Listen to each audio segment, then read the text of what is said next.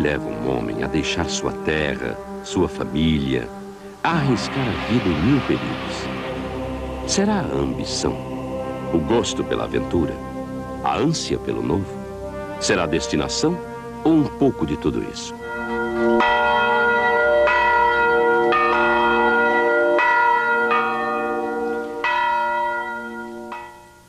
8 de fevereiro de 1676. Um dia muito especial para Gervásio Senhorinha. Depois de 5 filhas, nasce o primeiro filho homem, João Barbosa. Gervásio tinha um sonho: refazer a glória da família aqui em Soengas, no norte de Portugal. Eles dominavam toda esta região rica de videiras. Os sonhos se perdiam na distância. João era o refazer do sonho antigo. Era a glória da família que se sobrepunha às histórias vindas lá de longe, do passado, aqui em Soengas, no norte de Portugal. Parece que o céu chora junto com a emoção da gente.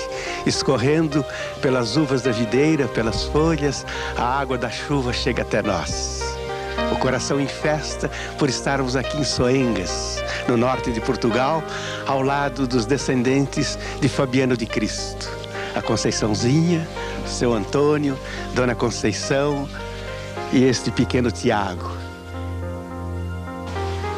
Conta-se aqui em Soengas que esta igrejinha foi construída pelos pais de Fabiano, seu Gervásio Barbosa, e que aqui estariam enterrados os seus restos mortais, bem como de muitos descendentes da família. Seu Antônio vai nos contar algumas histórias interessantes da família dos Barbosa. Sim, pois quando foi que Fabiano de Cristo foi para o Brasil, evidentemente, pois diziam que a casa que tinha sido muito rica, não é? Que era uma casa que tinha brasão e coisa assim. E, afinal de contas, acontece que Fabiano de Cristo foi para o Brasil com a intenção de ir para satisfazer a ideia dos pais. Isto, para que a casa tornasse a ser como era. E então, afinal de contas, devia ter sido nessa altura que foi depois construída aqui esta capela.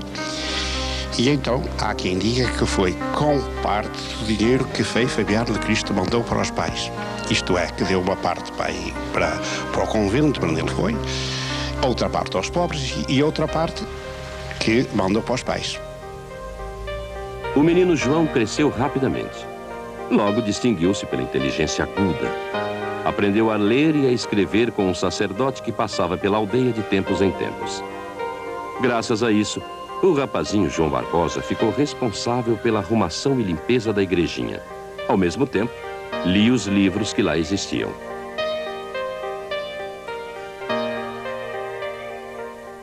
Ao final do século XVII, a cidade do Porto já era a grande metrópole do norte português. Para ali, convergia a rica produção das montanhas.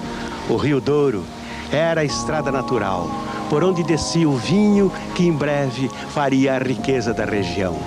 Armazenado em velhos barris, envelhecia o néctar que em breve faria uma fama que correria o mundo e todos os tempos. Era natural que o jovem João, forte, alfabetizado, manobrando bem as contas, fosse atraído pela cidade do Porto, pois era ali que estava o dinheiro tão necessário para reconquistar a grandeza da família. Recém-saído da adolescência, João Barbosa veio para o Porto. Deixava lá no norte de Portugal a sua pequenina Soengas e os sonhos da família Barbosa. Aqui, instalou-se num armazém como anotador, onde um dos seus primos já trabalhava. Foi ali que ele ouviu falar das riquezas do Brasil e o ouro que lá dava em grande abundância. No final do século XVII, a cidade do Porto era também a terra das novidades que vinham de Lisboa, dos barcos que chegavam da Inglaterra, do Mar do Norte, do Mediterrâneo, das colônias da África e, sobretudo, do Brasil.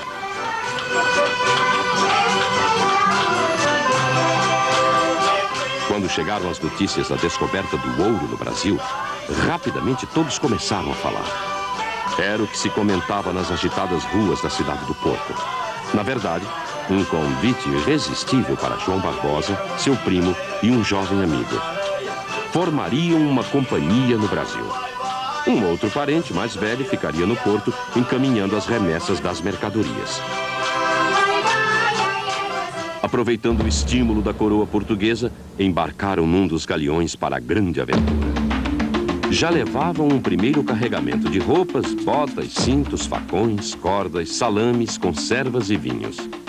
No fundo, eram todos aventureiros que apostavam nos tempos novos, no século novo que chegava, no ouro de que tanto se falava. Jamais João esqueceria da vez primeira em que contemplou, da entrada da barra, a paisagem, o recorte delicado das montanhas. Linda, linda cidade de São Sebastião do Rio de Janeiro. Imensas praias brancas, ilhas rochosas salpicadas de pequenos montes verdes, água mansa, translúcida. Era como viajar numa pintura, passear num cartão postal. O coração bateu mais forte no peito. Era Anchieta que voltava. Vindo de longe, do outro lado do oceano, singrando os verdes mares, João Barbosa caminhava ao encontro do seu destino. E ao entrar por esses canais, ele reconhecia no seio da montanha a certeza da riqueza. Esta é a cidade de Paraty. Houve uma época em que ela era mais importante que a cidade do Rio de Janeiro. Este é o cais do porto de Paraty. Por aqui entravam as riquezas vindas da Europa para serem trocadas pelas riquezas das Minas Gerais. O ouro do Brasil, que saía por estas pedras na direção da Europa. Depois de percorrer as trilhas sinuosas da Serra da Mantiqueira, como os índios chamavam a Serra da Mantiqueira, descobrindo os mistérios da mata, aprendendo com os índios o mistério das plantas, a cura, que tanto bem lhe fariam e tanta utilidade teria depois. João Barbosa chegava às margens do Rio Verde com a sua tropa e ali iniciava o seu comércio. Junto das catas e faisqueiras, onde se formavam as populações de Passa Quatro, São Lourenço e tantas outras cidades. Ele depois prosseguia na direção do Rio Grande, até alcançar São João del Rei, posteriormente São José del Rei, que fica entre o Rio Grande e o Rio das Mortes. Ali ele terminava a sua jornada, voltando depois para Paraty, carregado de ouro, o ouro puro colhido das águas, das bateias, ouro em pó que transformava-se em tabletes, ou então as pepitas de um ouro puríssimo, de alto valor. E ali em Paraty, João construía o seu império. Um dia, bem cedo, uma voz lá dentro do coração começou a falar da miséria, da degradação, da violência das minas. Ele pensava no ouro que acumulara. Será que esse ouro não está manchado com o sangue dos escravos, com a violência da cobiça, com a prostituição das mulheres que se vendem? A voz se tornou íntima, familiar. A cada dia, ela voltava e terminava sempre assim. Isso não diz nada ao teu coração.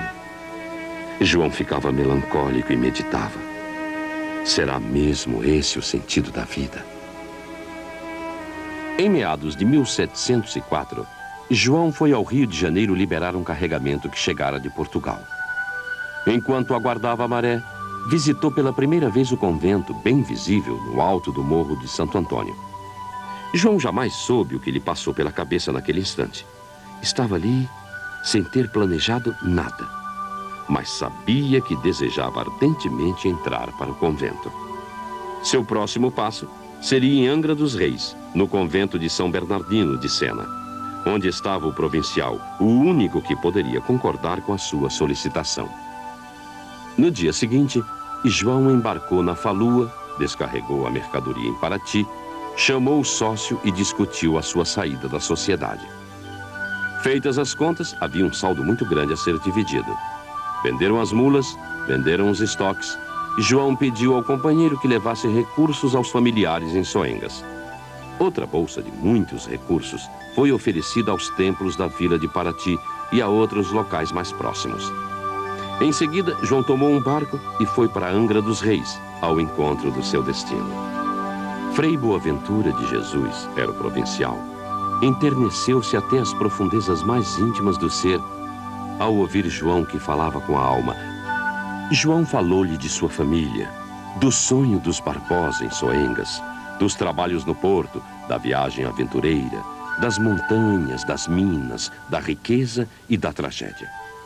Falou-lhe também do vento, o carro de Deus, e das perguntas que lhe brotavam no coração. Com toda a sensação que sentiu no Rio de Janeiro ao visitar o convento da Imaculada, da admiração por Francisco de Assis, da certeza da escolha da vida nova.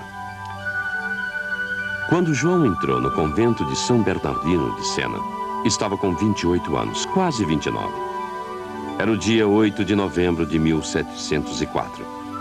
O irmão Boaventura, guardião do convento, recebeu-o e transmitiu-lhe conhecimentos sobre as regras da ordem. Logo chegou o mestre dos serviços, informando-lhe que deveria passar 3 dias em recolhimento absoluto, em silêncio, em reflexão total. Deveria buscar a sua essencialidade, revirar os recônditos da alma, tentar encontrar os ecos, as respostas dos sinais do Mestre Jesus. Há mistérios nas vidas das grandes almas.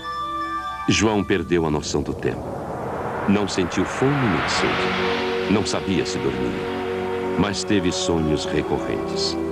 Um vento suave penetrava por algum lugar. Dizem que foi a primeira vez que João percebeu a presença de Francisco, que sorria e lhe estendia os braços. Vem, dizia. Vem, querido amigo. Jesus te abençoa. Chegou o momento. Anteriormente passaste por aqui escrevendo poemas na areia. Agora voltas para escrever poemas de amor no coração dos homens. De repente, João sentiu um grande vácuo. Projetado no espaço-tempo, regressou docemente ao corpo e ouviu-se a voz amiga do sacerdote guardião, admirado porque João nada comera nem bebera naqueles 3 dias. João era um noviço especial. Sua experiência nas montanhas dava-lhe força para as árduas tarefas e a dura disciplina exigida na vida do convento. João conhecia os segredos das plantas, das ervas, fazia xaropes, unguentos, cataplasmas.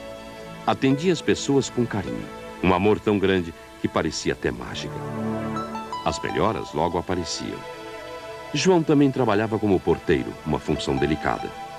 Atendia escravos e patrões, aventureiros, piratas e negociava com invasores e autoridades. Normalmente, um sacerdote só assumia a portaria com 15 anos de experiência.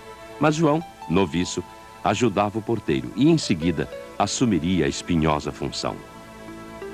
Finalmente, no dia 12 de novembro de 1705, João estava com quase 30 anos, realizou-se a cerimônia de sua consagração. A partir daquele dia, deveria ser um homem novo. Até um novo nome recebeu. Deixou de ser João Barbosa. Surgiu Fabiano. Fabiano de Cristo. Em São Bernardino de Sena, Fabiano recebeu em 1705 a notícia de que deveria ir para o Rio de Janeiro a fim de prestar serviços no convento de Santo Antônio.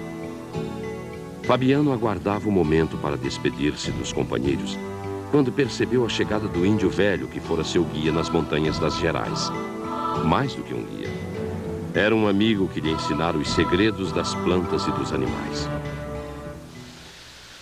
Saindo de Paraty, subindo as trilhas da Mata Atlântica, indo até Cunha, João Barbosa, com a sua tropa de burros, chegava até Guaratinguetá. Depois, percorrendo as trilhas da Serra da Mantiqueira, alcançava as Minas Gerais. Trazia as especiarias da Europa para trocar pelo ouro que saía de São João del Rei e das minas circunvizinhas, onde ele aprendeu os segredos da mata, os segredos dos remédios. O segredo da planta vem do pai para os filhos. Os pais antigos que ensina os filhos sobre a planta, né? E as matas e os remédios foi ensinado o primeiro cacique que existiu no Brasil.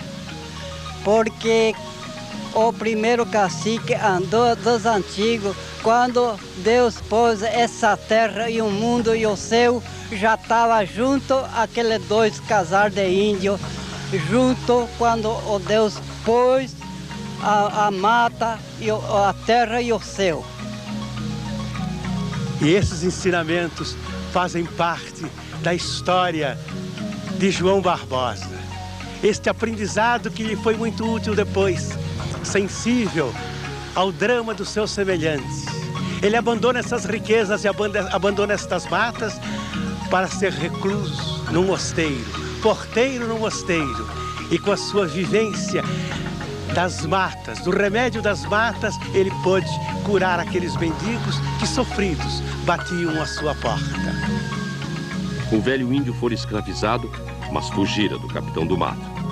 Estava ali pedindo socorro a Fabiano. O velho índio queixava-se. Quando o homem branco aqui chegou, nós, os índios, já estávamos há muito tempo. Éramos um povo organizado, ligado à natureza. Conhecíamos os segredos das plantas, a linguagem dos pássaros, os sinais dos ventos nas árvores. Nossa vida era boa. Dançávamos, pintávamos o corpo com urucum, um ajudava o outro. As crianças eram filhos de todos. Os velhos eram respeitados como os pais de todos. Quando os homens brancos chegaram, pensávamos que eram deuses. Vocês nos passaram suas doenças, seus vícios nos escravizaram, destruíram nossa religião. Nosso Deus corria com a gente atrás da caça, sorria alegre, soprando nas folhas das árvores. João Barbosa descobriu a alma dos índios. E nelas, o amor pelo seu semelhante, a fraternidade, a solidariedade, a ausência do egoísmo. E isto ele levou para Fabiano de Cristo. E é por isso que agora eu gostaria que o senhor, como um cacique, desse a sua mensagem para todos os povos. Olha, nós que somos cacique, a primeira coisa que nós pedimos para Deus, na hora de levantar da cama, a primeira coisa, quando nós antes de pisar no chão, pedimos ao nosso Pai ajuda, que dê saúde muitos para todos os povos amigos de todo o mundo, não é só de um. Então nós, cacique, íamos trabalhando nesse ponto para ver se todo mundo, nossos colegas, nossas criancinhas, velho e velha, para ter muita saúde e muita força e muitas amizades, amor com os outros. Em todo mundo nós pedimos para Deus que ajude todos nós, todo que está trabalhando, todo serviço que existe no mundo, pedimos para Deus que ajude, que ilumine os caminhos nossos, nós todos.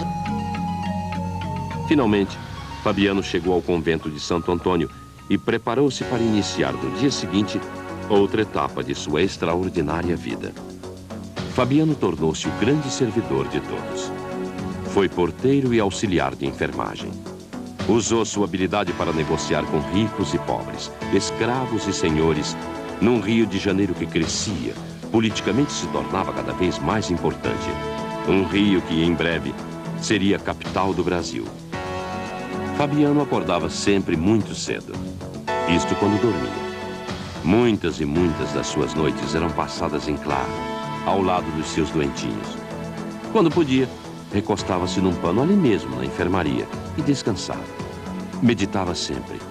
Era um espírito muito livre, não se prendia a fórmulas. Sua alma, com grande facilidade, pairava acima das coisas do mundo. Volitava como que mais solto. Quando tornava a si, trazia sempre reflexões. Falava muito no reino dos céus, o reino que Jesus veio anunciar. Por volta de 1716, Fabiano estava com 40 anos. Apareceu-lhe um calo muito incômodo no joelho esquerdo. Há alguns anos já sofria de erisipela. Suas pernas viviam inchadas. Uma vermelhidão se alastrava desde a base do pé. As feridas se abriam. A inchação crescia, os dedos ficavam enormes. Abriam-se frieiras dolorosíssimas. Toda a perna esquerda ficava muito quente e pesada. Ele mal podia andar. Todos os anos das décadas de 1720 e 1730 transcorreram sem maiores novidades, a não ser o envelhecimento natural. As dores cada vez mais lancinantes, enfrentadas com estoicismo e fé. Jamais se ouviu de Fabiano um lamento, uma reclamação. No dia 17 de outubro de 1747, Fabiano de Cristo desencarnou. Estava com 71 anos de idade e 43 de vida religiosa.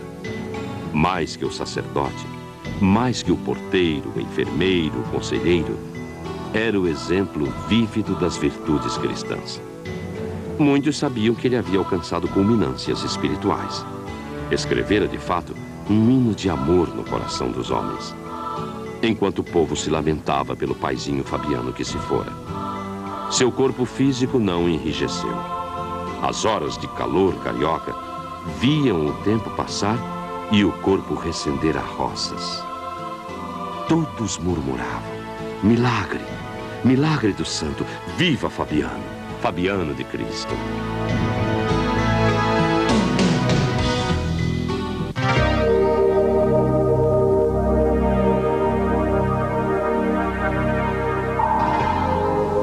Sempre sonhei com o olhar de Jesus. Aqueles olhos brancos de franca luz, aqueles olhos densos, aquele olhar, olhos de manjedoura, imensos, olhos de cruz, luminescentes, generosos, um mar de serenidade, uma onda de paz, uma bênção, uma saudade, uma calma que bem me faz. Se os olhos são o espelho da alma, posso imaginar a alma do Cristo? É tanta pureza, tanta indefinível bondade, tanto amor e tanta luz, que quando penso em Jesus, existo. Existo porque sinto Jesus. E sinto concretamente, de verdade. Fico arrasado só de pensar. É tão íntimo e tão feliz que me dá vontade de recostar a cabeça. Sentir o calor e uma vontade espessa que clama. Ele está perto, tão infinitamente perto, e me ama. Por certo me ama. Há mistérios da alma que não sei interpretar. Um gozo sem espasmo, uma espécie de carícia que arrepia devagar, devagar, e delicia. Uma delícia. Ah, Jesus, Jesus. Eu o vejo dentro de mim, latejando como centelha, viva, forte e quente no coração. E vibra sempre assim, e me anima, e me aconselha. Presente, nunca reclama, muito junto, muito perto, e me ampara sem falha, pacifica e agasalha. E me ama muito, por certo me ama.